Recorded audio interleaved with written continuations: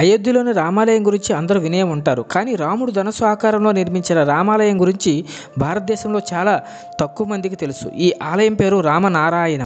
ఈ ఆలయం ఆంధ్రప్రదేశ్లోని విజయనగరానికి 5 కిలోమీటర్ల దూరంలో కోరుకొండ దారిలో ఉంది. ఈ ఆలయాన్ని 15 ఎకరాల్లో నిర్మించారు. పైనుంచి చూస్తే విల్లు ఆకారంలో కనిపించే ఈ ఆలయంలో ఒకవైపున విష్ణు దేవాలయం, మరొక వైపున సీతా లక్ష్మణ ఆంజనేయ సహిత రామాలయం ఉంటాయి. ఈ రెండింటిని కలుపుతూ ఉండే కారిడార్లో మొత్తం రామాయణాన్ని తెలిపే 72 చిత్రాలు ఉంటాయి. ధనస్సుకు మధ్య భాగంలో వేదిక పైన 80 అడుగుల ఆంజనేయ స్వామి టెంపుల్ ఎంతో ఆకర్షణీయంగా ఉంటుంది.